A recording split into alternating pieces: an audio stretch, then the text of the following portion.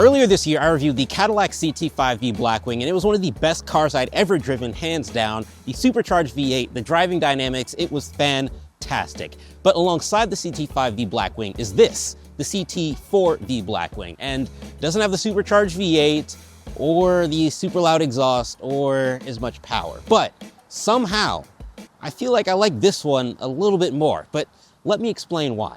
The CT4-V Blackwing, in my eyes, has a lot to live up to because, man, that CT4-V Blackwing was something else.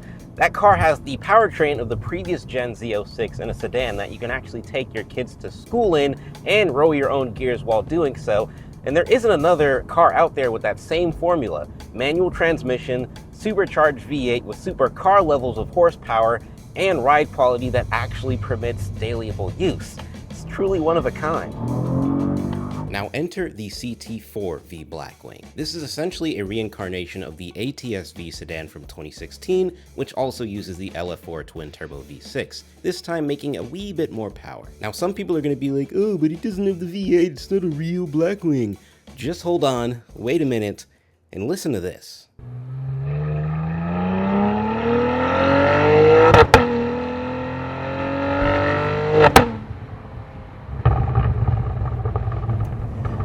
You see, what the CT4-V Blackwing engine lacks in lowing, grunt, and growl, it makes up for with flavor and soul. The tone of this LF4 engine is honestly a lot more pleasing to my ears than the LT4, if you ask me. It revs reasonably high and you get this nice little pop on the upshift that's a lot like the C8 Z06 that I reviewed earlier this year.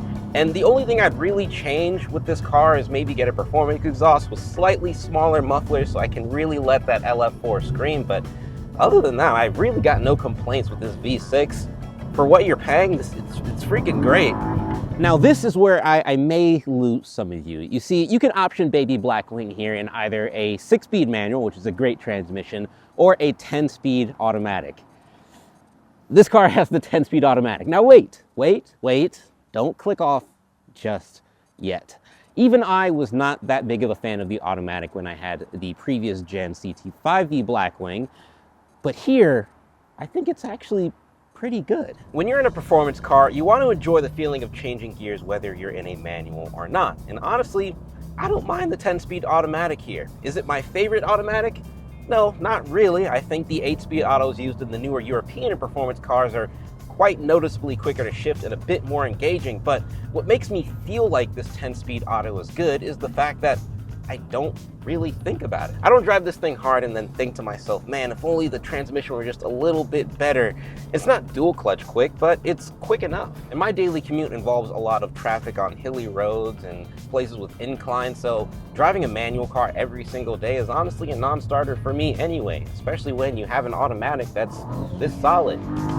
In terms of power, we've got 472 horsepower and 445 pound-feet of torque, which is good for a consistent 0 to 60 in 3.9 seconds. So no, you're not beating an M2 or an M3 at a stoplight, but I think this is the car you'll have more fun in going from 0 to 100. I respect the new Audis and BMWs and Mercedes for being so technically advanced and removing so many technical boundaries that allows you to drive their cars at crazy speeds with astronomical levels of confidence. The precision and prowess of those cars is truly marvelous. But then you get into something like this, something that always wants to slide and something that always makes you feel a little bit more involved in the driving experience. And the steering is one aspect of that. The feedback is so linear, making you feel like you know exactly how the car is going to move with every turn. And something that I feel is important is nailing the weight of the steering feel in a performance car. And I feel like it definitely feels like a modern car in the sense that it's light with it being an electronically controlled rack, but it still has that nice heavy feel when you throw it into sport or track mode, making you feel like you have to put a little bit more effort in to get it going. I like that. The chassis tuning of this car is also incredible. This automatic spec is sitting at around 3,900 pounds, which technically makes it 200 pounds heavier than the new BMW M2, which everyone has complained about as far as weight. But not only does this car feel equally nimble, it honestly feels a lot more tossable. You certainly do feel that 3,900 pounds when exiting a corner, but the chassis is set up to make you feel like the car is always ready for that challenge. And regardless of the speed you take when exiting said corner, the CT4-V is always just fun to exit a corner in, regardless of how fast you're going. CT4-V More like CT4-V. Now, despite this being a fantastic enthusiast car, this is supposed to be a good daily driver, and thanks to good old mag ride suspension, it's actually really nice to drive this car in everyday situations, just like its bigger brother. It's not the smoothest ride over intense bumps and uneven pavement, but if your local roads are at least decently paved, this thing is a fantastic car to daily drive. What isn't fantastic is the fuel economy. Even with the turbocharged V6, I've only managed about 12-ish miles per gallon on the street, but I may have a bit of a lead foot.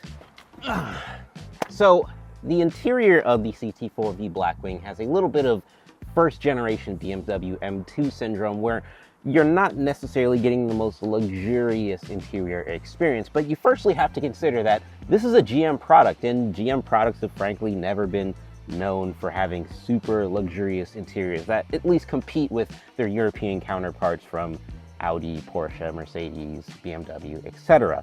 And then you also have to consider the fact that this car is also 55 to 70 grand depending on where you buy it from and in what condition you get it in. So you're not necessarily paying as much as you would for a new Mercedes C63 or an Audi RS4 or a new BMW M2. And at that price point, I honestly can't complain with the interior here. But what I will say though is that just like the bigger Blackwing brother, the CT4-V has done a great job of making it feel like a performance car in here, even though it's not necessarily super luxurious. And that all comes down to how you option one of these things. And the biggest one is these seats. These Alcantara back buckets look as good as they feel, and they feel really good. You've also got the carbon fiber trim for the cup holders here, and this performance-y steering wheel with the carbon trim on the insert here. And it's, you know, the steering wheel is nice and thick. I like that. One tiny little nitpick is that the display feels kind of small sometimes, just aesthetically, visually, but I think that's also because I've just been using a lot of cars lately with massive touchscreen displays that, in comparison, this feels pretty minuscule, but it's plenty usable. Now, what isn't very usable here are the back seats. Now, don't get me wrong, it's definitely a lot more usable than what you'd find in like a BMW M2 or even the BMW M4, which I feel like those two cars are kind of its direct competitor as far as a European performance car.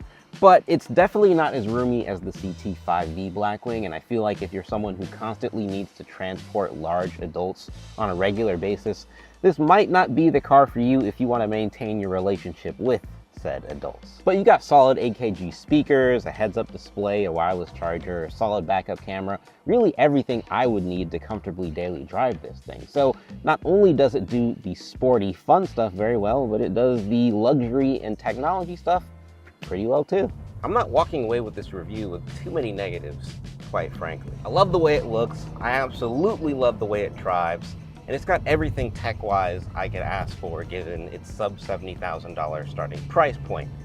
And honestly, the idea of picking one of these up for around $60K, slightly used, and tuning it up to my exact specifications, the idea of that is starting to sound pretty damn appealing, but we'll see what the future holds. If you enjoyed this video, be sure to give it a thumbs up and subscribe for future content like this. Merch linked down in the description below as well. And I'll talk to you guys in the next one. More fast, fun, crazy American psychopath mobiles coming soon.